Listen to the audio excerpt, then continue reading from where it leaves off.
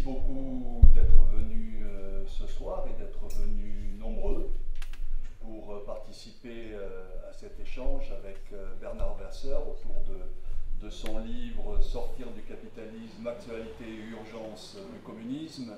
Certains d'entre vous, de toute façon, Bernard va en développer bien entendu le contenu, certains d'entre vous se sont peut-être déjà procuré le livre.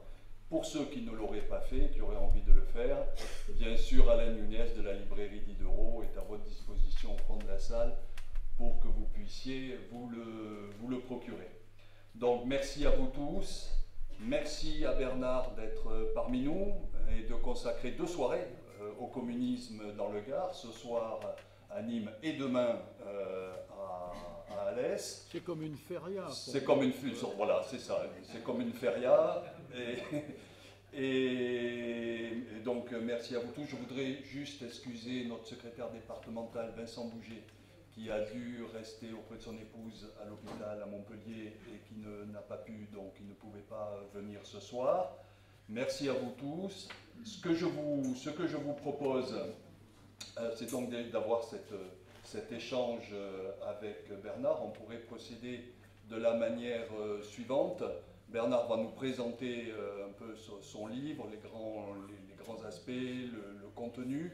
Ce qu'on va essayer de faire entre Bernard et moi pour donner un peu de vie, répondra à quelques questions que je lui poserai. Ce sera un exposé d'environ une petite heure, on va dire, et après, bien sûr, il y aura l'échange, vous pourrez vous poser les questions ou faire les remarques ou toutes les observations que vous souhaiterez sur un mode, évidemment, d'échange entre vous et Bernard. Donc, pour commencer, ce matin, évidemment, comme tous les matins, je prenais connaissance de la presse et je suis tombé sur un éditorial de cet organe local que vous connaissez bien, Objectif Gard, qui s'intitulait, cet article, « Vous l'entendez, vous, la gauche ?» Alors, ce n'est pas du tout une question que je vous pose, ce n'est pas non plus une question que je vais poser tout de suite à Bernard, mais l'édito se concluait ainsi. Espérons que le débat organisé ce soir, et demain donc, comme je l'ai dit, à Alès, par des communistes, permette de revenir à l'essentiel. Alors, c'est une pression terrible que nous met Objectif Gard, une pression et en même temps une obligation, Bernard, c'est d'aller le plus vite possible à l'essentiel. Donc, je vais essayer de te poser la première question. Alors. Non, non.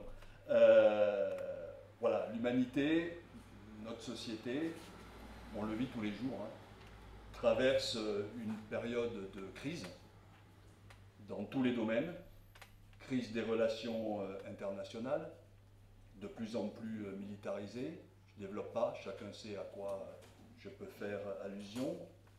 Crise écologique et climatique, crise énergétique, crise sociale avec d'un côté concentration des richesses dans quelques mains ou dans quelques groupes, et ce que nous vivons aujourd'hui, notamment avec Total, les réquisitions, les grands groupes, les profits faramineux et le blocage des salaires, etc., nous le confirme. Crise sanitaire aussi, et crise démocratique et politique. J'emploie le mot crise parce que c'est le mot le plus communément retenu, mais quand on regarde ce qui se passe, je me demande s'il ne faudrait pas substituer au mot crise le mot catastrophe. Ces catastrophes, nous les subissons, ces catastrophes, nous les dénonçons. Bien sûr, quand je dis nous, les forces de gauche et bien d'autres. Mais dans ton livre, Bernard, tu vas beaucoup plus loin. Tu dis qu'il faut oser mettre en débat, dans une situation comme celle-là, dans la société, l'idée d'une sortie du capitalisme. Et c'est d'ailleurs, comme je l'ai dit, le titre du livre qui ressort en gros caractères. Alors, sortir du capitalisme, peux-tu nous dire pourquoi? Pourquoi maintenant plus qu'avant? Et au regard de ce que nous vivons, en quoi est-ce réellement, à tes yeux, une urgence? Question qui n'est pas facile, hein, pour commencer, mais vous savez peut-être qu'il y a eu un texte fameux d'un dirigeant communiste il y a longtemps, Lénine, qui s'appelait « La catastrophe imminente ». Mais il ajoutait « et les moyens de la conjurer ». C'est-à-dire que moi je trouve que si je reprends les deux parties de la phrase, aujourd'hui, oui, on nous annonce la catastrophe imminente, mais si j'en juge par les forces politiques, elles ne nous annoncent pas les moyens de la conjurer. Parce que quand il y a une catastrophe, quand il est question effectivement de la mort, il y a un instinct de survie normalement qui est humain dans toute société et qui consiste à se sortir de ce qui vous amène vers la mort. Donc moi, vous voyez, ce qui m'étonne, c'est pas tellement que je dise il faut sortir du capitalisme, c'est que je sois le seul à le dire, en tout cas parmi les forces politiques. Parce que dans la société, je trouve qu'au contraire, il y a des tas de signaux qui indiquent qu'il y a désormais une contestation plus ou moins sourde, plus ou moins intense, mais réelle, de la logique du capital. Alors, mon idée, c'est donc de dire, oui, en effet, il y a quelque chose qu'on sait faire parce qu'on le fait depuis longtemps, c'est d'accuser le capitalisme sur ses méfaits et de combattre ses méfaits. Bon. Mais aujourd'hui, il ne suffit plus de dire le capitalisme, c'est pas bien, etc. Si c'est pas bien et si c'est mortifère, il faut dire comment sortir du capitalisme, comment sortir de la logique. À moins qu'il y ait un destin qui nous condamne à le subir jusqu'à la nuit des temps. C'est vrai, vous savez qu'il y a des idéologues de la bourgeoisie au pouvoir, des milieux dirigeants, qui affirment ça. Par exemple, Alain Minc. Alain Minc a une formule qu'il répète tout le temps. Le marché capitaliste est naturel comme la marée. Et vous n'allez pas rêver d'arrêter la marée, de la supprimer, bien sûr. Oui, bien sûr, on ne peut pas rêver de supprimer la marée. Mais en tout cas, il y a une chose qui est sûre, c'est qu'il y a une grande différence entre la marée et le capitalisme, c'est que le capitalisme, il est issu de l'histoire des sociétés humaines. Il a commencé il y a 2 à 3 siècles, 18e siècle, par là, fin du 18e, début du 19e. Il a commencé là, et puisqu'il est né dans l'histoire, il y a une chose qui est sûre, c'est que comme tout ce qui est né, il mourra. Le problème étant de savoir quand, et ça dépend de nous, ça dépend des humains. Mais il y a une chose qui est sûre, vous voyez, alors évidemment, je disais 2 à 3 siècles, c'est au-delà de ce que nous pouvons individuellement espérer avoir comme durée d'existence, bien sûr. C'est-à-dire qu'on peut avoir le sentiment que nous, ce qu'on a connu, c'est le capitalisme, c'est la guerre, c'est ce que tu dis, les crises à répétition, etc. Il y en a même qui ajoutent, moi mon père a connu ça, mon grand-père aussi. Alors évidemment, vous voyez, bon, oui d'accord, mais 3 siècles, vous voyez, l'espèce Homo sapiens, notre espèce humaine, 300 000 années quand même, de profondeur avant l'ère commune. C'est ce qu'on date aujourd'hui, c'est ce que disent les préhistoriens. Peut-être que c'est un peu davantage, mais quand on est à centaines de milliers d'années, vous voyez, on n'est pas à une année près. Bon, donc, vous voyez, oui, il y a de l'histoire, c'est sûr. Et cette histoire, pourquoi serait-elle finie aujourd'hui, avec des catastrophes qui s'appellent effectivement ce que tu dis, c'est-à-dire la guerre. On voit bien, en effet, comment lentement une guerre mondiale commence à s'installer en Ukraine, puisqu'on voit bien que désormais, c'est plus un secret que l'OTAN, c'est-à-dire l'organisation de l'Europe et des États-Unis, disons les forces occidentales, arment de plus en plus l'armée ukrainienne. Autrement dit, vous voyez, quand Poutine, qui a déclenché toute cette guerre criminelle, néanmoins, je ne suis pas du tout en train de vous expliquer que Poutine est un chic type, mais vous voyez qui a déclenché cette guerre, qui a déclenché les hostilités, il a aujourd'hui des raisons de dire la Russie se bat contre l'Occident. C'est d'autant plus, vous voyez, on revoit des thèmes cyniques, comme par exemple lorsque le ministre américain Blanquer dit, mais au fond, le fait que l'Europe manque de gaz parce que la Russie a fermé les distributions de gaz et les gazoducs, il dit c'est une opportunité extraordinaire pour les États-Unis. Vous voyez, c'est-à-dire que vous allez peut-être avoir froid en Europe, mais les États-Unis, eux, ils rêvent que d'une chose, c'est d'exporter leur gaz de schiste. Alors que écologiquement, ça pèse que dalle par rapport au marché et au commerce mondial, vous voyez.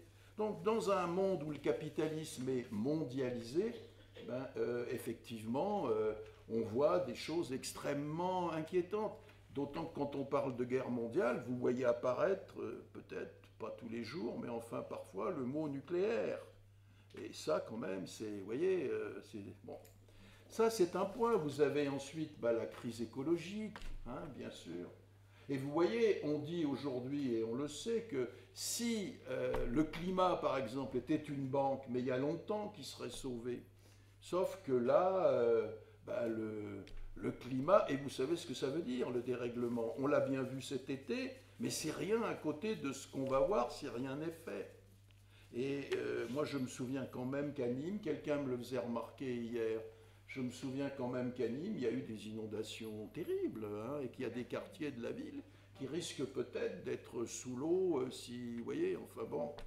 Donc, voilà, moi je crois qu'il y a un raisonnement très simple à avoir, c'est que si le capitalisme met en cause les équilibres de la biosphère, les équilibres planétaires, s'il les met en cause, et s'il met en cause la vie, dans toute sa diversité sur Terre, il vaudrait mieux en débarrasser la Terre avant qu'il n'y supprime la vie. Voilà, c'est d'une simplicité biblique. Et donc moi, quand je dis sortir du capitalisme, oui, je crois que c'est au fond une idée. C'est que l'idée, c'est qu'il faut inventer, et personne ne le fera à notre place.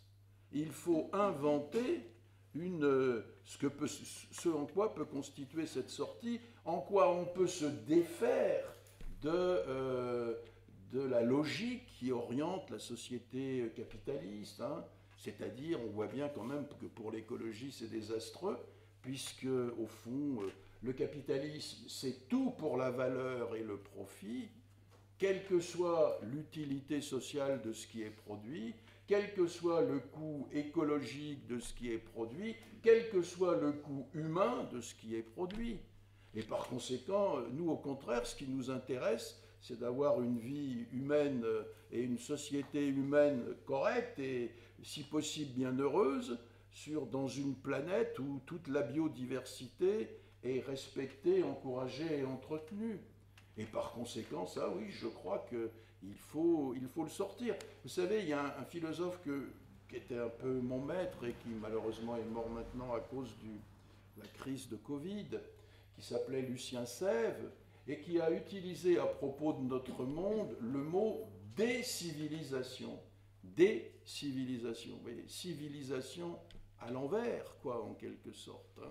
Eh bien, je crois que c'est ça dont il est question aujourd'hui. Vous voyez, je prends par exemple les boulots qu'on propose aujourd'hui aux jeunes, à vos enfants ou petits-enfants, etc. Quoi. Je pense aux qui sont, soi-disant, la grande nouveauté auto-entrepreneuriale, etc. Vous voyez, c'est-à-dire Uber et Deliveroo, les livreurs à vélo, les travailleurs de plateforme, ou les travailleurs du clic, vous savez, bon. Eh bien, je vois qu'un grand anthropologue américain, David Graeber, appelait ça les bullshit jobs, c'est-à-dire les petits boulots de merde, si je peux traduire mot à mot. Et, pas tout à fait, mais presque.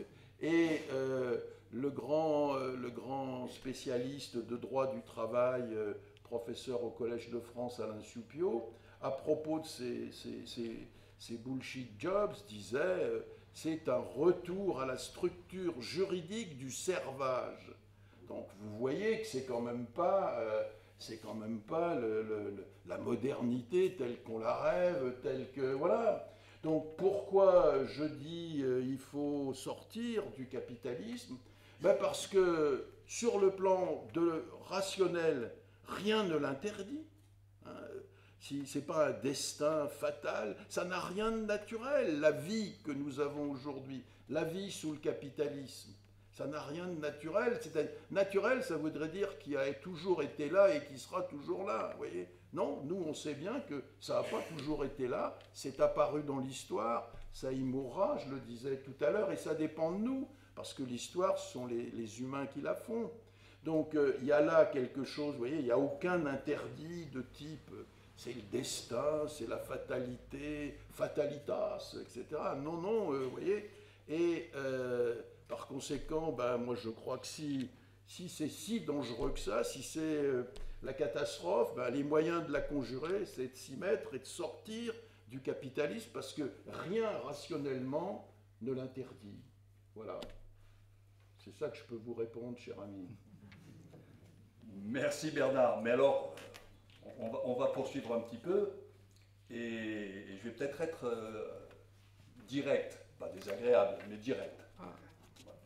Tu nous as dit, nuance, tu nous as effectivement commencé à expliquer la nécessité, l'urgence au regard des catastrophes que l'on évoquait de sortir du capitalisme et tu nous as dit qu'il y avait quelque chose, une autre société à inventer, ce que dans le sous-titre de ton livre tu appelles Actualité et urgence du communisme. Et en disant, je crois à juste titre, que le capitalisme était un produit de l'histoire, pour aller vite, tu as prononcé ce mot, et que rien, il n'y avait aucune fatalité à ce qu'on le vive jusqu'à la nuit des temps. Mais puisqu'on parle d'histoire, et si on parle du communisme, est-ce que, Bernard, l'histoire n'a pas aussi réglé cette question-là, puisque je me souviens quand, après la chute du mur de Berlin et la chute des pays de l'Est, je me souviens d'un grand savant qui expliquait « nous en sommes à la fin de l'histoire ».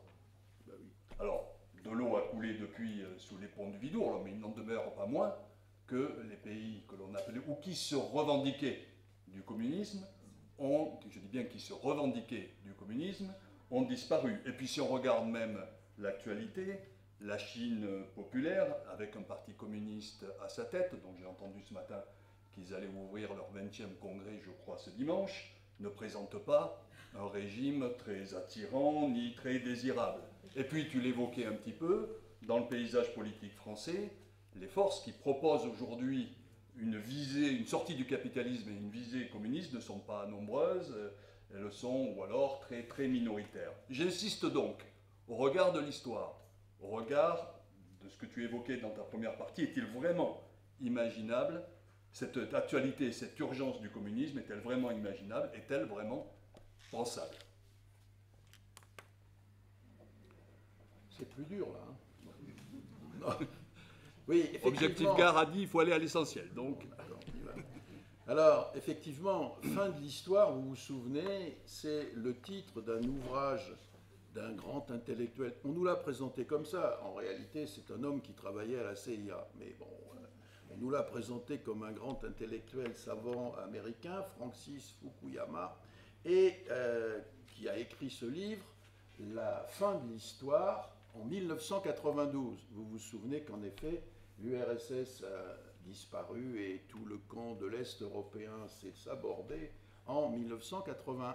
89, c'est la chute du mur de Berlin et ça a été le début de la fin pour tout un ensemble de pays qui avaient notre proximité et qui étaient proches de notre histoire. Alors, fin de l'histoire et le dernier homme. On oublie souvent la fin du titre. La fin de l'histoire et le dernier homme. Et le dernier homme, c'est l'homme qui est satisfait du marché et des inégalités produites par le marché. Celui-là, je ne l'ai pas vu. Hein. La fin de l'histoire non plus, parce qu'en réalité, tout ce qui consiste à dire, vous savez, les trucs millénaristes, ça va être la fin de l'histoire, ça va être la fin de ceci. En réalité, l'histoire n'a pas de fin, elle continue. Ou alors s'offre une déflagration planétaire, etc. Mais l'histoire, vous voyez, si tout reste tranquille dans l'univers, elle n'a pas de fin. Bon. Donc, effectivement, la question, c'est de dire, je crois, pour résumer, que il y a eu des tentatives de sortie du capitalisme. Hein. Il y en a même certaines qui sont très anciennes. Vous voyez, par exemple, Platon, dans son livre La République, et Platon, c'était 500 à 450 avant l'ère commune, avant Jésus-Christ, si vous préférez. Vous voyez, à Athènes. Lui, il met en cause la question de la propriété pour les gardiens. Les gardiens, c'est-à-dire les gardiens, il imagine dans la République une cité idéale sans injustice, délivrée de l'injustice, bon, et il met en cause la propriété. Ce qui fait que parfois, vous voyez, on dit Platon le premier communiste. Bon. On peut ensuite remonter, on peut aller jusqu'à la Bible, et dans le Nouveau Testament, vous trouvez dans les Actes des Apôtres une formule qui est que après la crucifixion du citoyen qui s'appelait Jésus, et dont on a fait après le Christ, etc., mais dans les textes qui racontent cette chose-là, après qu'ils aient été crucifiés, les communistes de l'époque, si j'ose dire, c'est-à-dire les apôtres et les disciples, hein, c'est-à-dire qu'ils étaient quoi, 20, 30 à tout casser. Hein. C'est une belle réussite hein, quand vous voyez qu'en 33, ils sont 20, 25, et qu'en 320, ils deviennent la religion officielle de l'Empire romain, le christianisme. J'aurais rêvé que nous, ça tienne aussi longtemps que ça, et bon, bref, je ferme la parenthèse. Mais vous voyez, il y a un célèbre père de l'Église, le père Alfred Loisy, qui a d'ailleurs été excommunié pour avoir utilisé cette formule. Il avait une formule, il disait « Jésus annonçait le royaume et c'est l'Église qui est venue ». Vous voyez, là aussi, il y a une cruelle désillusion. Jésus annonçait le royaume, c'est-à-dire il annonçait le communisme, il annonçait la fin de l'Empire romain, la fin de la colonisation de ces terres de Palestine par les Romains. Il annonçait la fin de la propriété, etc. Hein, puisque ceux qui après ont vécu ont décidé de supprimer la propriété et la propriété privée et d'appliquer le principe à chacun selon ses besoins, qui est la formule que Marx reprendra pour désigner la perspective du communisme. Vous voyez ? Donc, vous voyez, si on remonte dans l'histoire, c'est des idées qui viennent de très loin, ce qu'on appelait des utopies. Il y en a une qui est célèbre, c'est celle de Thomas More, qui est maintenant sanctifié dans l'Église catholique, et qui porte le titre de l'utopie. Et il imagine dans ce livre un monde sur une île, puisqu'à l'époque, on n'avait pas encore fait tout à fait le tour du monde, à l'époque où il écrit. Par conséquent, il imagine une partie du monde, une île, qui serait totalement construite à l'opposé de ce que nous connaissons sur Terre. Bon, l'utopie, et là encore, il n'est pas difficile d'y reconnaître du communisme. Bon, ça, c'est les utopies, ou parfois ce qu'on a appelé les uchronies, c'est-à-dire les trucs dans le temps. Vous savez, des gars qui rêvaient d'une société en 3500 et qui disaient, là, à ce moment-là, eh bien, on sera débarrassé de... Uchronie, ça veut dire qui n'a pas de temps, hein, vous voyez, comme utopie, ça veut dire qui n'a pas de lieu. Bon, alors, voilà. Mais le communisme devient un combat politique en 1848, c'est-à-dire à la moitié du 19e siècle, lorsque Karl Marx et Friedrich Engels publient un livre qui s'appelle « Le manifeste du Parti communiste ». Le communisme devient une affaire politique, pas une affaire de parti, puisqu'à l'époque, les partis n'existent pas. Hein, les partis comme on les connaît aujourd'hui, parti communiste, parti socialiste, etc. Mais c'est des courants de pensée. Et il y en a des tas à l'époque, hein, qui imaginent un combat qui pourrait déboucher sur une sortie du capitalisme. Vous avez le syndicalisme, vous avez l'anarcho-syndicalisme, vous avez l'anarchisme, vous avez le communisme, je viens d'en parler, vous avez le socialisme. Et le mot qui va gagner le match, si j'ose dire, à la fin du 19e siècle, après la mort de Marx, qui lui s'est toujours défini comme un communiste, Eh bien, le mot qui va gagner le match, c'est le mot socialisme. Et va y avoir donc, le socialisme va apparaître comme le grand combat politique du XXe siècle sur la question d'une sortie du capitalisme, qu'on va appeler le socialisme. Alors il y aura bientôt deux formes. Il va y avoir d'abord une seule forme, c'est la forme des partis socialistes, qui vont aussi s'appeler des partis social-démocrates, sur le parti du parti ouvrier social-démocrate allemand, qui est à l'époque, vers la fin du XIXe siècle, le plus grand parti ouvrier d'Europe. Hein, voilà. Et donc, il va y avoir ce courant qu'on pourra appeler depuis la social-démocratie, mais en un autre sens que celui que nous connaissons aujourd'hui, parce qu'à l'époque, social, dans l'expression social-démocratie, social est l'abréviation de socialisme. Vous voyez, le courant social-démocrate dans les années 50, 60, 70 du 19e siècle, ça veut dire le socialisme démocratique. Voilà.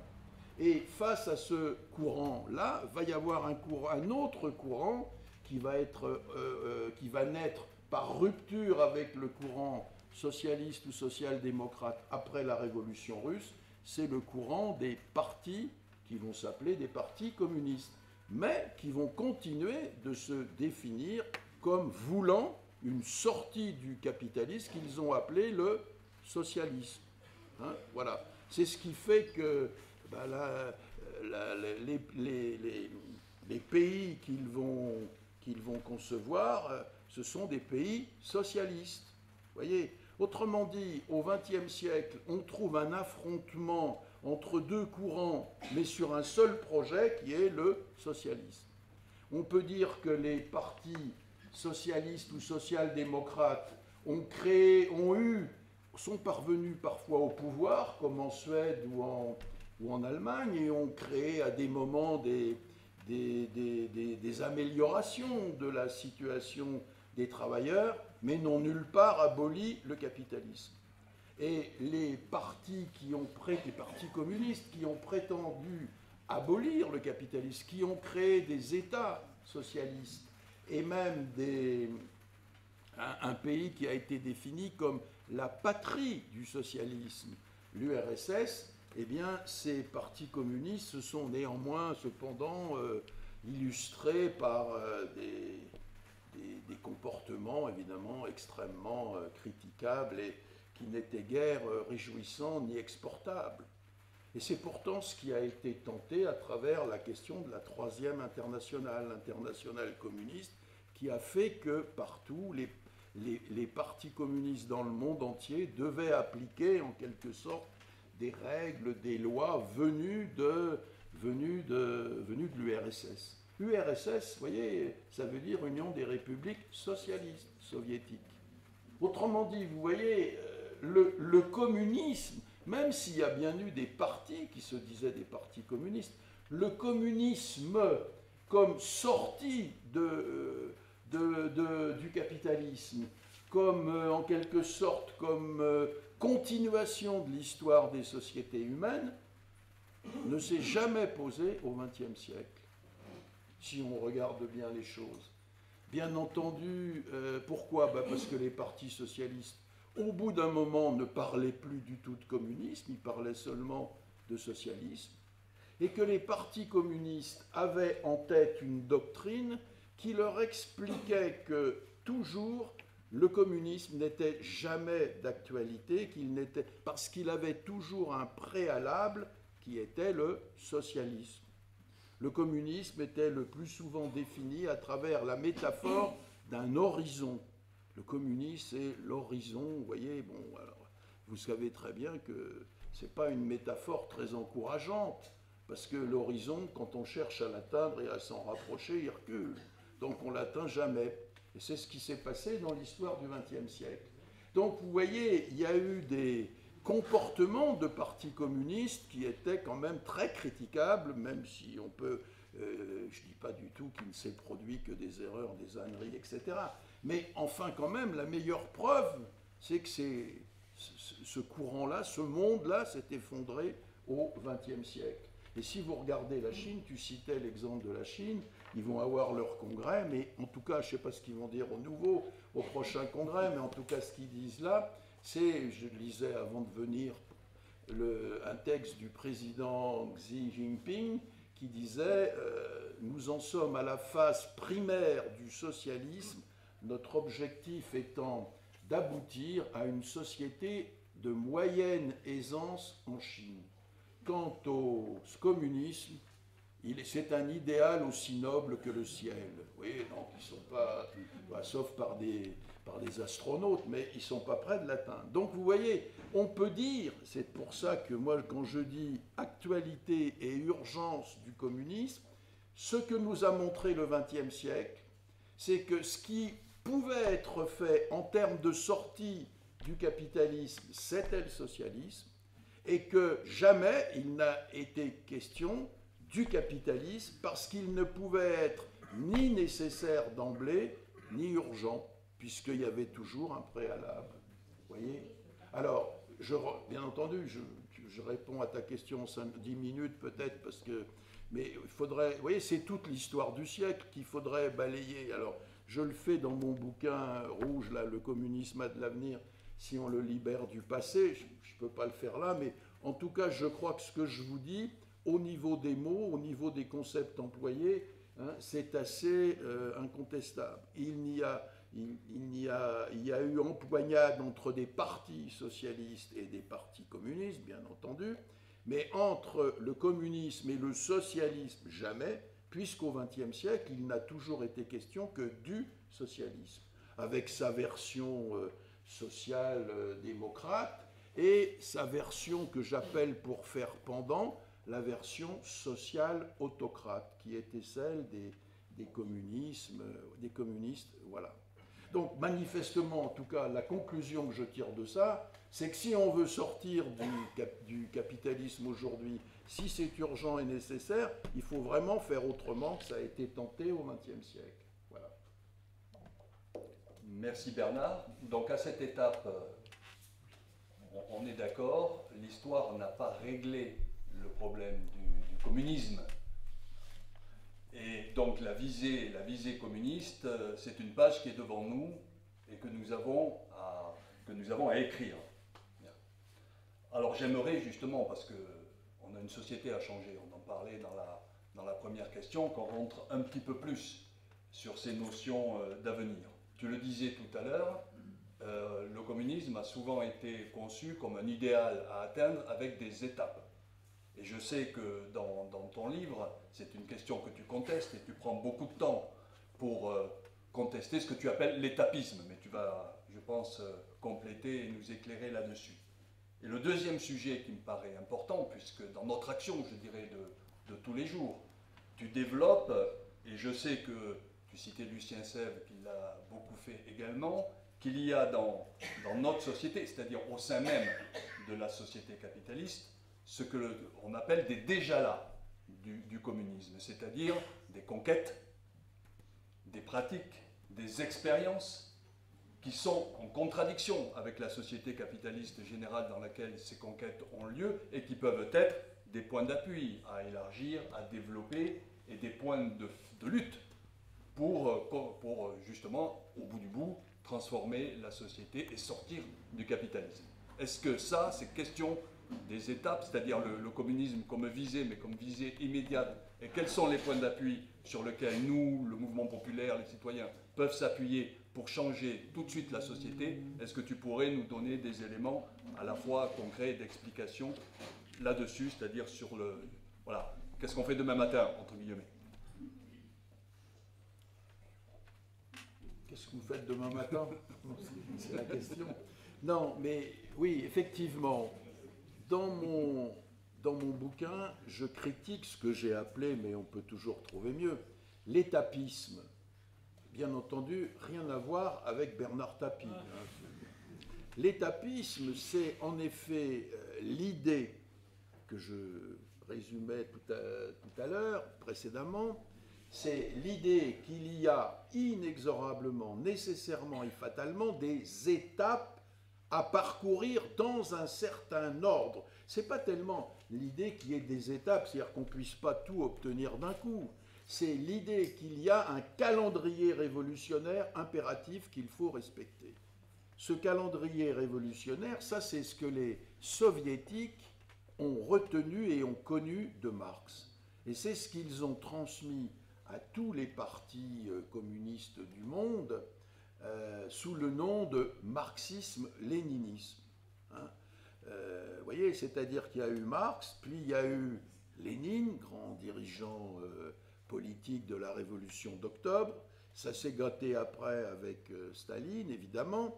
Et Staline a eu l'habileté de produire ses propres pensées à lui en se réclamant de Marx et de Lénine. Et donc c'est devenu le marxisme-léninisme.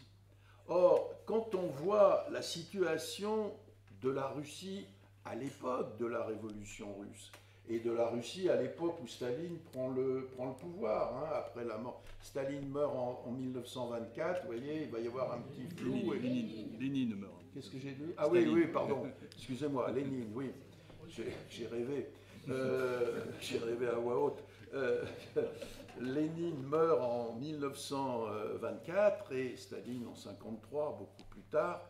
Et vous voyez, l'idée que je veux donner ici, c'est qu'ils ont eu, eux, des problèmes qui n'étaient pas prévus dans l'analyse de Marx. C'est qu'en effet, Marx, lui, il étudie le capitalisme en Angleterre dans les années 1850-1860, là où il est le plus développé d'Europe. Hein, l'Angleterre à ce moment-là. Et c'est là que Marx attend en quelque sorte, se bat, c'est là qu'il va créer la première association internationale des travailleurs, car Marx n'était pas qu'un penseur, c'était aussi un militant, et il va créer l'association internationale des travailleurs en attendant beaucoup de la classe ouvrière anglaise.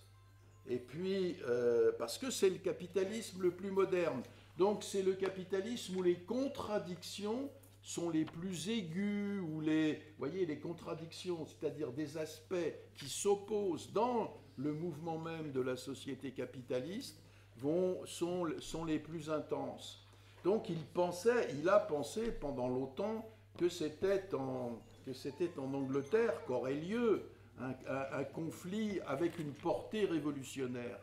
Ensuite, il s'est rabattu sur l'Allemagne parce que c'est là que comme les Anglais avaient un problème de colonialisme avec l'Irlande, et comme ils avaient un problème de colonisation du monde entier, le pays le plus puissant à la fin du XIXe siècle, c'est l'Angleterre, hein, qui a à avoir ce qui relève aujourd'hui du Commonwealth, vous voyez, c'est-à-dire qui est à la tête, la reine, le roi d'Angleterre est à la tête d'un empire mondial, c'est vraiment très très puissant. Et donc, Marx abandonne son option anglaise, va passer à l'option allemande, hein, et va beaucoup croire dans la social-démocratie allemande, mais tout en expliquant que lui-même ne serait jamais un social-démocrate. Donc voilà, lui, il comptait surtout sur des pays développés. Or, la révolution va avoir lieu en Russie, dans un pays qui est en guerre, c'est la guerre 14-18, donc un pays dont l'État est totalement brisé, cassé, inexistant, hein, et un pays qui sort tout juste du servage, c'est-à-dire un pays où la classe ouvrière, en l'occurrence le monde des travailleurs, vous voyez, est ultra peu développé. Et donc Lénine va être obligé de dire il faut prendre le pouvoir parce que l'occasion s'en présente, mais nous sommes dans les pires conditions. Hein, il avait une formule qui disait, compte tenu, si j'ose dire, pardonnez-moi, du bordel ambiant, la guerre, l'État sans dessus-dessous de Saint-Pétersbourg, etc., il sera facile de commencer, mais il sera très difficile de poursuivre. Et c'est en effet ce que l'histoire a montré. Non pas que la Russie ne soit pas devenue, lorsqu'elle s'est transformée en URSS, non pas qu'elle ne soit pas devenue un pays puissant, puisque au XXe siècle, il y a deux grandes puissances qui dominent le monde, Moscou et Washington, l'URSS et les États-Unis. Bon. Mais de même, je dirais, c'est à propos de Mao Tse-tung, c'est une révolution paysanne et une révolution militaire contre l'ennemi extérieur qu'est le Japon, qui va amener la prise du pouvoir. Donc une situation de guerre et un monde paysan, essentiellement paysan et très pauvre, peu développé, vous voyez. Donc par rapport à ce que Marx imaginait, évidemment que c'est difficile. Et par conséquent, Lénine va le premier trouver dans Marx des arguments pour réaliser sa transformation socialiste, mais tout en disant lui-même, vous le savez, il a longtemps reculé sur l'appellation du socialisme, en rêvant même d'un retour au capitalisme qu'il a appelé la NEP, la nouvelle politique économique. Bon, c'est Staline qui après a eu recours au volontarisme pour imposer à marche forcée et à coups de sang et de sang et de larmes le développement de l'URSS. L'URSS est devenu un grand pays. La Chine de Mao Tse-tung est aujourd'hui une superpuissance qui va dépasser les États-Unis en puissance économique en 2030, voyez. Mais on ne peut pas dire en effet que ce qui s'y réclame du socialisme soit très avenant, puisqu'il y en a un qui a disparu et l'autre qui est toujours à la phase primaire, voyez. Bon, donc, pour ce qui nous concerne, nous, là, il n'y a pas de grand-chose à tirer. Alors, ce qui a été une erreur, c'est, je crois qu'on peut dire, c'est l'idée d'appliquer ce qui était bon pour l'URSS, de le donner comme impératif à tous les partis communistes du monde, quelle que soit la situation dans laquelle ils se trouvent, quel que soit le niveau de développement des capacités productives, des forces productives, comme on disait alors, qui sont celles-là.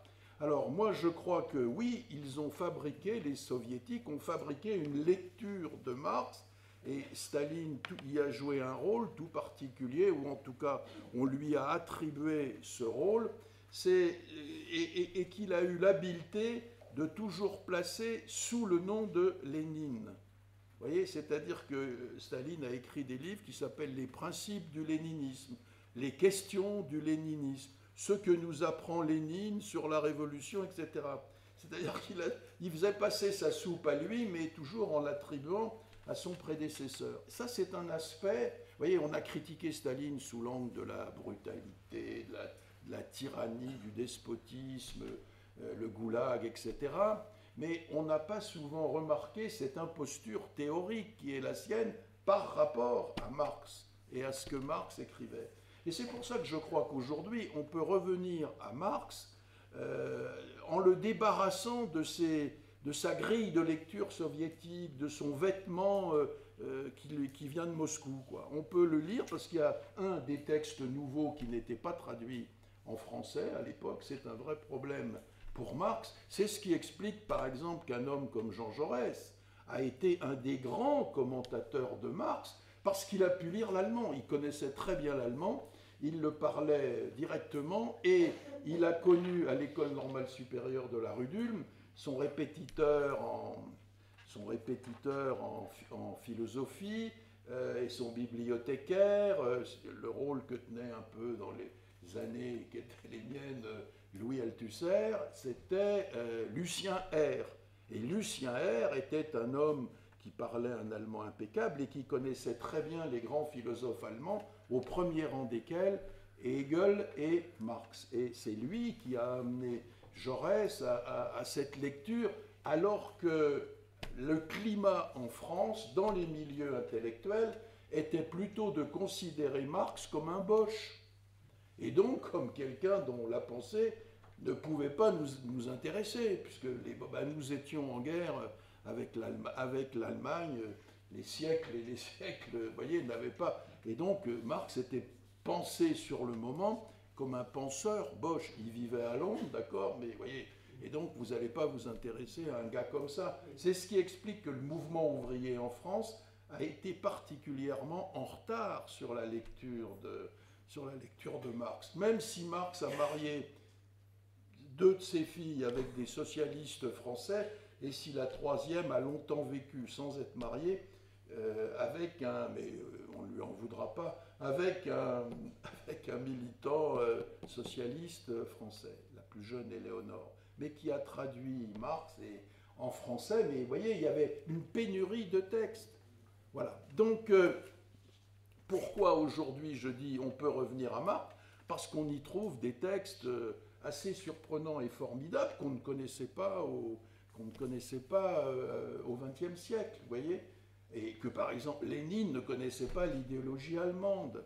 Lénine ne connaissait pas la critique du programme de Gotha, qu'a fait Marx, etc. Vous voyez, enfin, des textes qu'aujourd'hui, je vous dis ça, mais c'est pour vous montrer qu'il y a un problème de traduction en français. En français, Marx ne comprend toujours pas d'édition de ses œuvres complètes, vous voyez, ce qui est quand même incroyable quand on y réfléchit bien. Vous voyez, Nietzsche a des œuvres complètes, magnifiques, etc., 25 volumes, mais Marx, on nous dit toujours, oui, mais ça se vend pas.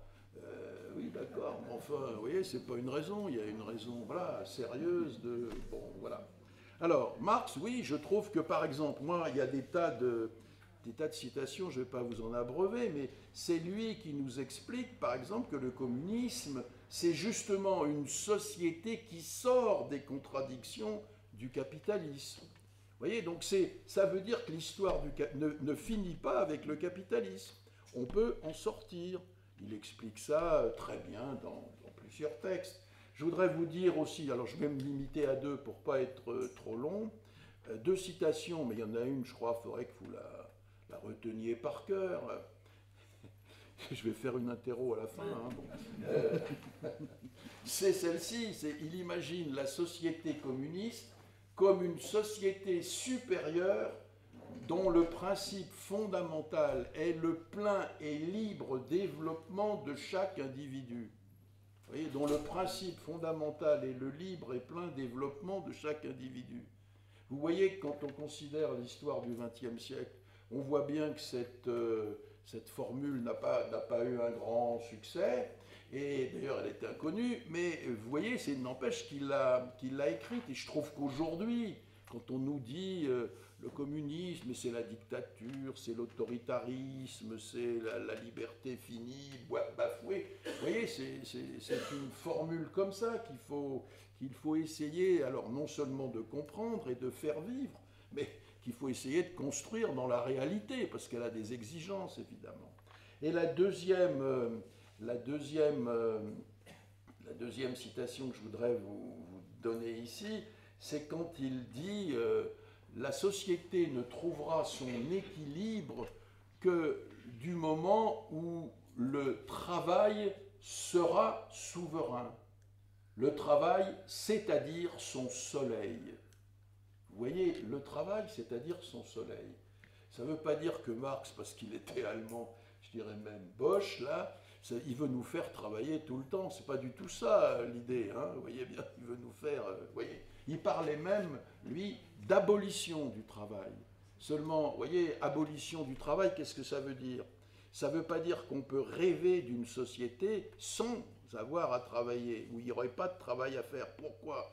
Ben parce que la nature ne produit pas tout fait de quoi satisfaire nos besoins. Vous voyez, nous ne sommes plus des chasseurs, pêcheurs, cueilleurs, que l'espèce humaine a été pendant des centaines de milliers d'années. Vous voyez, hein, depuis le néolithique, depuis 7000, 9000 avant l'ère commune, avant Jésus-Christ, il y a la propriété privée, il y a l'agriculture, il y a l'élevage, il y a le fer, le feu, l'industrie, etc. Vous voyez. Donc ça, c'est difficile de dire on va vivre uniquement avec les fruits spontanés de la terre. D'ailleurs, vous voyez, bon, il n'y en a pas beaucoup. Alors, la question est donc, il faut travailler. Mais quand il dit abolition du travail, ça veut dire abolition du travail tel que nous le connaissons depuis des siècles. C'est-à-dire abolition du bagne, du turbin, de ce que les vieux ouvriers dans mon village natal appelaient le chagrin. Ils disaient on va au chagrin, vous voyez, bon, ça veut dire que, vous voyez, autrement dit, là où nous passons l'essentiel de notre temps de vie éveillé, le travail, c'est un chagrin. Vous comprenez la vie que ça nous fait, ça? Voilà le problème que pose Marx et que pose sortir du capitalisme.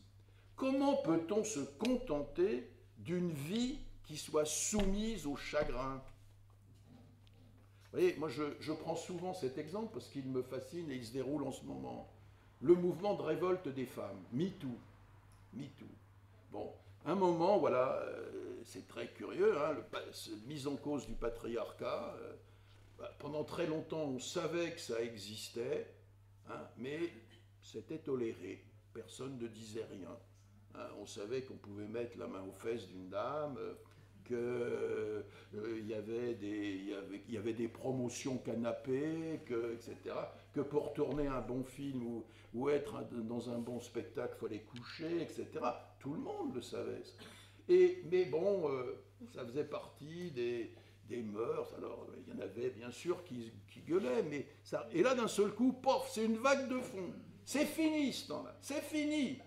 Bon, MeToo, les femmes, oui, il y en a marre du prolétariat, il y en a marre du patriarcat. Décidément, voilà. Alors, vous voyez, donc je trouve que moi, cette révolte-là, elle est formidable. Mais pourquoi on n'arrive pas à créer une révolte de même nature à propos du temps de travail comme chagrin? Pourquoi d'un seul coup on ne dit pas oui, ça a été comme ça pendant des siècles, mais c'est fini.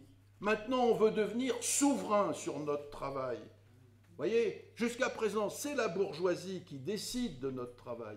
Regardez, un gars qui a 16 ans, un gars ou une fille bien entendu, MeToo, bon, il ou elle sort de l'école. Ses parents n'ont pas de fric et lui-même a connu une scolarité, enfin, vous voyez, un peu chaotique.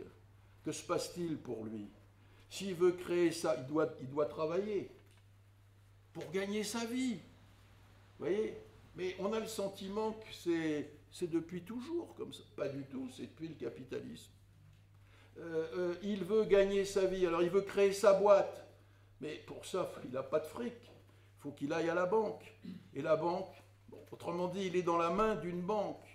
Et lui, c'est le travail. Et il n'y a que le travail humain qui crée la valeur dans une société. C'est-à-dire ce qui permet à une société d'exister, de survivre, de se développer, etc. Il n'y a que le travail humain qui produit la valeur. Et lui, il commence par s'endetter. C'est-à-dire que pendant le temps, il va devoir travailler pour rembourser ceux qui lui ont permis de travailler. Alors, des fois, la banque ne lui donnera rien. Elle refusera parce que ce n'est pas solide comme dossier. Alors, il va aller sur le marché du travail et là, il va peut-être trouver un emploi s'il y en a. S'il y en a. Donc, le marché, c'est-à-dire l'entreprise la plus aléatoire qui soit, puisque personne ne peut la maîtriser. Hein, le marché du travail. Alors, il y a des offres d'emploi, mais vous savez bien, en ce moment, moi je connais beaucoup de jeunes qui ont du mal, qui envoient des CV, mais ça ne marche pas souvent. Bon, vous voyez, donc il va être obligé de travailler et il va être obligé d'accepter le salaire qu'on va lui donner, qu'on va lui attribuer, et il va être obligé de faire un travail, même s'il ne l'intéresse pas, parce qu'il a besoin d'argent pour pouvoir, etc. Donc il est séparé des conditions de sa vie. Le capitalisme, c'est la séparation des individus et de ce qui leur permet de vivre, que ce soit des biens de consommation ou que ce soit des moyens de production. Donc vous voyez, on commence toujours par la servitude. Et moi je suis stupéfait quand je vois qu'on s'en satisfait. Moi je rêve d'une révolte que vous pourriez animer et qui serait de même nature que celle des femmes, vous voyez, etc. Bon. Donc voilà ce que ça veut dire quand Marx donne la formule, le travail qui est le soleil d'une société. C'est-à-dire que la société doit tourner autour du travail, au lieu que ce soit la société qui écrase le travail et qui le soumette. Pas la société, mais les dominants de la société. Voilà, vous voyez, c'est ça une contradiction. La contradiction qui est majeure dans une société comme la nôtre, ben c'est qu'on nous déclare souverains des citoyens. Et qu'est-ce que citoyen, citoyenne? Et qu'est-ce qu'un citoyen? Ben c'est celui qui est souverain sur la chose publique, puisqu'il vote et qu'il peut être candidat. Hein. Le suffrage et l'éligibilité, pardon, voilà ce qui caractérise la souveraineté pour le citoyen au plan politique. Donc il est souverain là. Mais en même temps, dans son travail, qu'il l'occupe toutes ses journées éveillées, enfin la plus grande partie en tout cas, bon, là il est soumis. Voilà une contradiction. Il est soumis à un patron, il est soumis à du capital, il est soumis à une banque, comme j'ai essayé de vous le montrer. Vous voyez ? Voilà une contradiction dont il faut s'emparer pour dire, mais la vraie solution, et c'est ça que Marx nous apprend, la vraie solution, ben c'est de mettre la souveraineté économique dans la souveraineté citoyenne. Vous voyez ? Dire, oui, nous sommes souverains, pas seulement sur la chose publique pour élire nos dirigeants, nous sommes souverains sur la chose économique. Le travail, c'est nous qui l'accomplissons, c'est nous qui devons décider ce qu'il est. Alors ça implique un certain nombre de choses, bien entendu, sur la propriété, etc., sur la conception même du travail. Mais vous voyez, moi je crois que le communisme, c'est ça, c'est agir pour établir la souveraineté de celles et ceux qui travaillent sur la tâche qu'ils accomplissent, c'est-à-dire sur leur travail individuellement, le travail concret, et sur le travail abstrait, c'est-à-dire la production dans la société. Et alors, c'est là où j'arrive à la fin de ta question. C'est que, vous voyez, ça, c'est ce que Marx écrit dans les années 1850-1860 à Londres. Et alors, vous voyez, on est aujourd'hui 150 ans, 160 ans après, c'est-à-dire qu'on se doute bien quand même que pendant ces 150 ans, 160 ans, il a dû se passer des choses. Autrement dit, on a mené des luttes de classe, il y a eu des organisations ouvrières qui se sont créées au XIXe siècle, il y a eu des partis communistes, il y a eu des syndicats, il y a eu des partis socialistes, etc. Donc on se doute bien que, vous voyez, l'histoire de 150 ans n'est pas une page blanche dans laquelle il y aurait écrit « il ne s'est rien produit ». Rien produit de net, par exemple dans notre pays, il n'y a pas eu de révolution politique. Il y a eu des tentatives, il y a eu la Commune de Paris, etc. Mais il n'y a pas eu de révolution, donc il ne s'est rien produit. Ben, vous voyez, ce n'est pas possible. Et de fait, des chercheurs, comme par exemple Claude Didry, qui est un spécialiste de l'histoire du travail et du droit au travail, comme Bernard Friot, qui a écrit un livre remarquable qui s'appelle « Puissance », au pluriel, « Puissance du salariat », raconte que ce qui s'est vraiment passé au XXe siècle. Et il raconte comment ont été conduits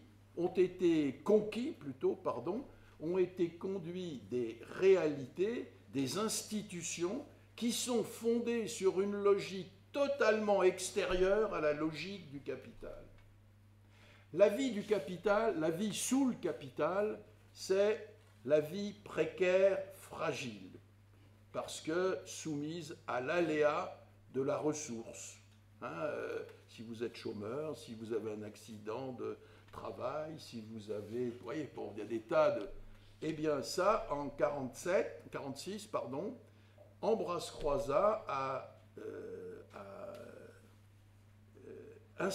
réussi à installer ce qui avait été des luttes sociales intenses tout au précédent, le ministre du Travail communiste en 1946, il a réussi à installer un régime unique de sécurité sociale qui met en sécurité sociale à la fois la vie de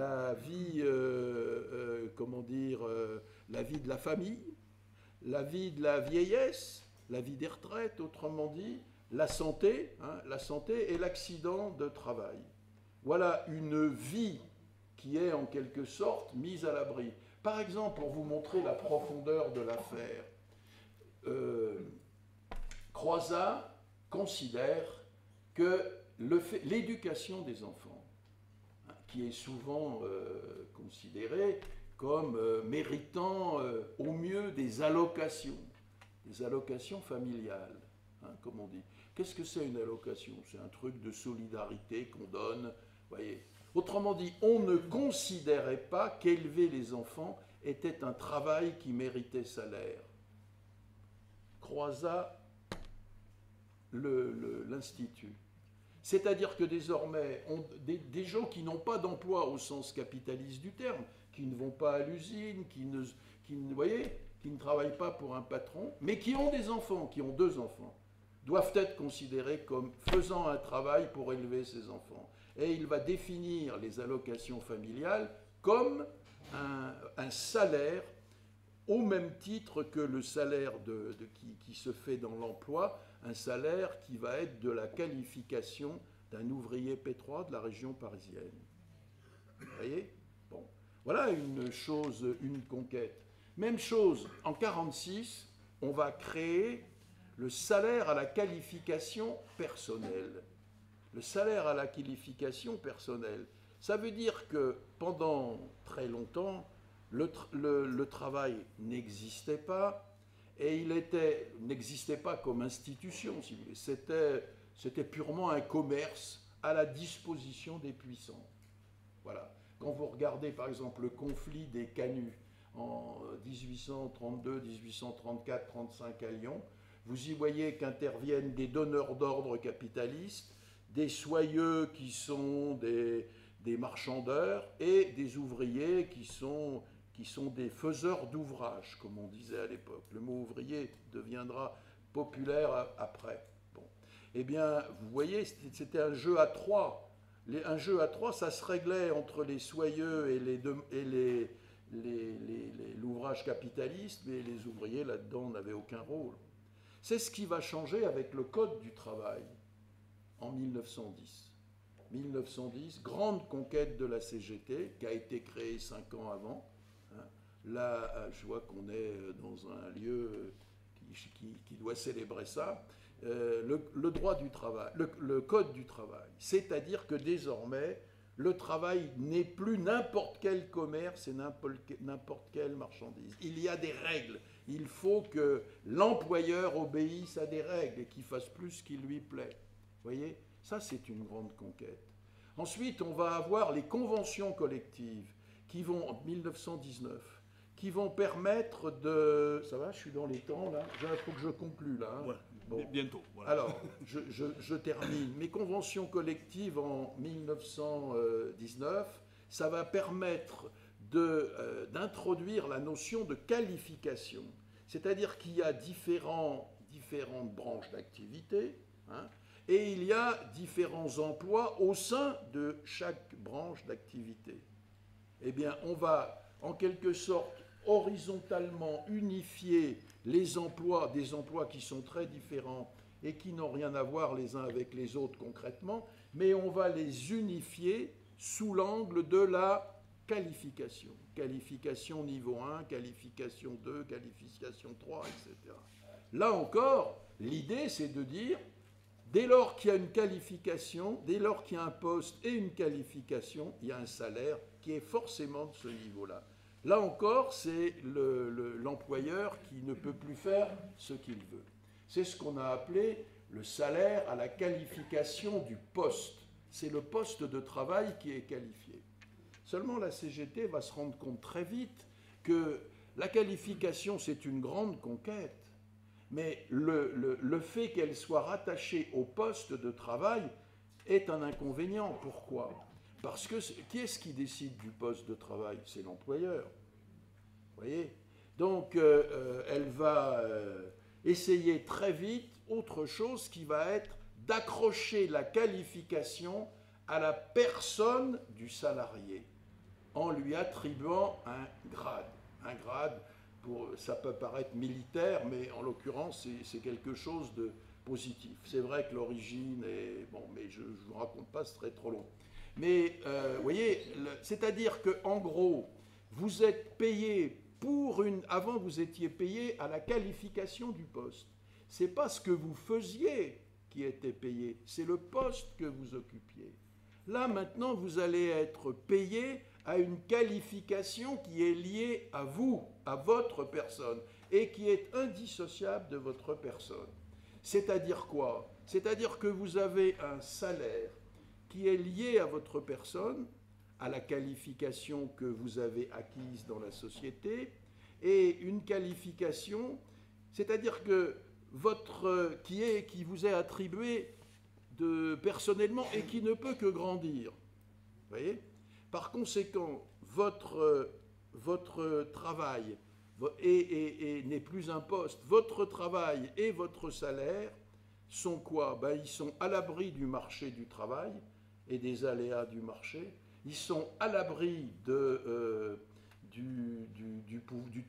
l'omnipotence patronale, parce que même si le patron supprime le poste que vous utilisez, il ne peut pas supprimer la qualification qui est attachée à votre personne. C'est-à-dire qu'on vous rétribue, non pas pour ce que vous faites, mais pour ce que vous êtes. Et bien ça, c'est un salaire qui est à l'abri de ce qui caractérise la vie sous le capitalisme, c'est-à-dire la précarité, la fragilité, la soumission.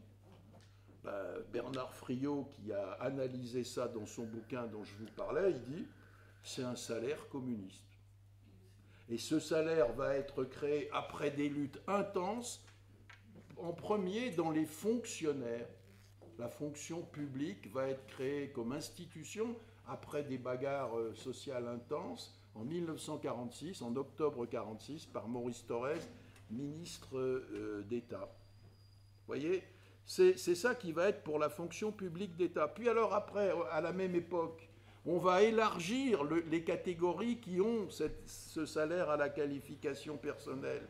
On va le donner aux cheminots, on va le donner à la RATP, on va le donner via Marcel Paul à EDF, aux gaziers et aux électriciens. Et puis par la suite, on va le donner à la fonction publique hospitalière, oui, territoriale. Hospitalière d'abord, puis territoriale ensuite en 83, et à la recherche scientifique, etc. Donc vous voyez, si on prend tout ça, on a maintenant là, avec cet exemple-là, un déjà là du communisme. Le communisme pourrait rien lui ajouter de plus que ce qu'il a. Ce qu'il peut faire, c'est l'élargir à tous les salariés. Parce que c'est réservé aujourd'hui à quelques-uns.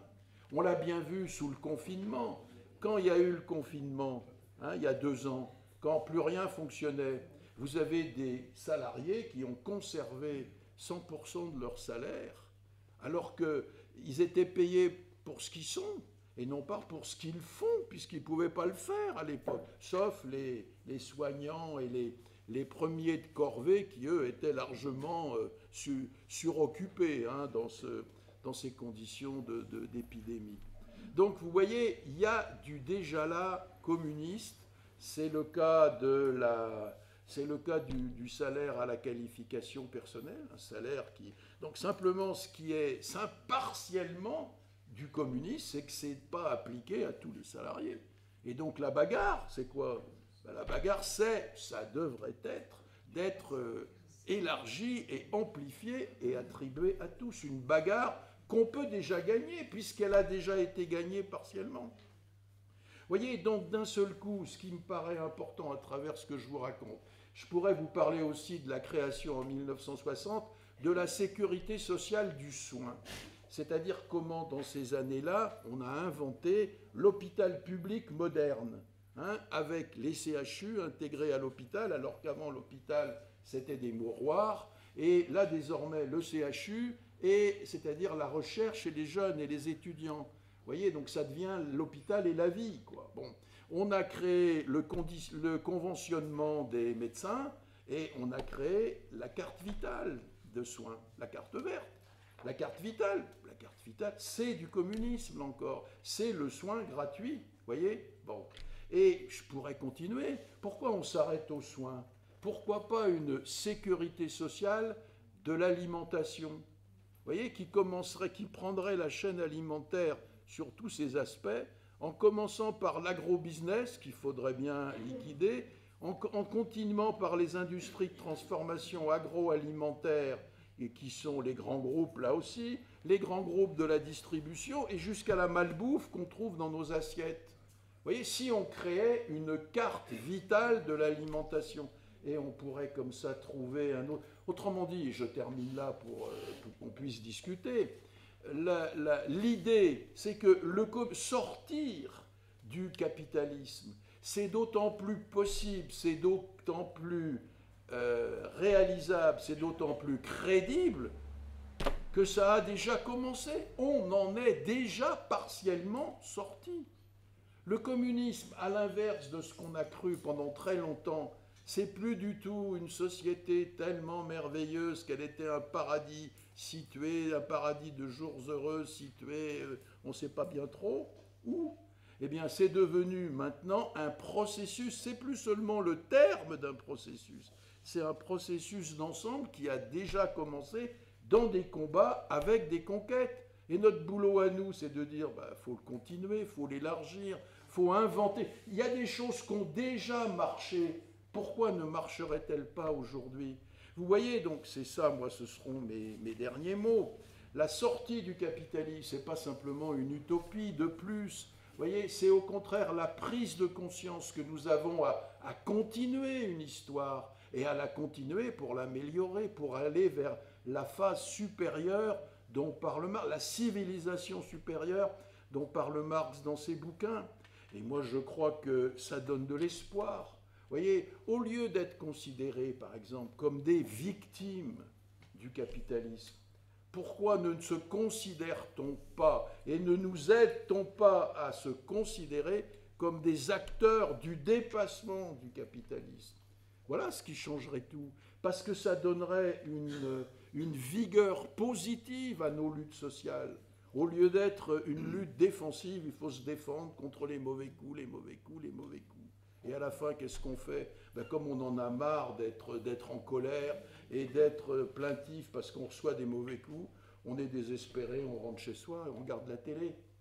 Bon, vous voyez, l'idée, moi je crois, c'est ça, c'est de mettre l'espoir dans l'histoire même des générations qui nous ont précédés, et que c'est notre boulot de continuer pour le pousser.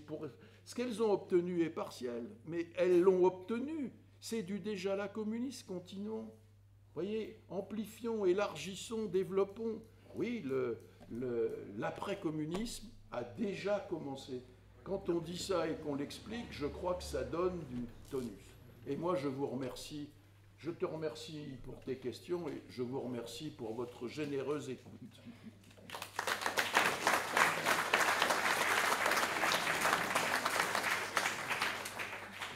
Merci beaucoup Bernard de cet exposé extrêmement riche. Si j'étais journaliste à Objectif Gard, j'écrirais demain que l'essentiel a été atteint dans cette réunion. Mais merci.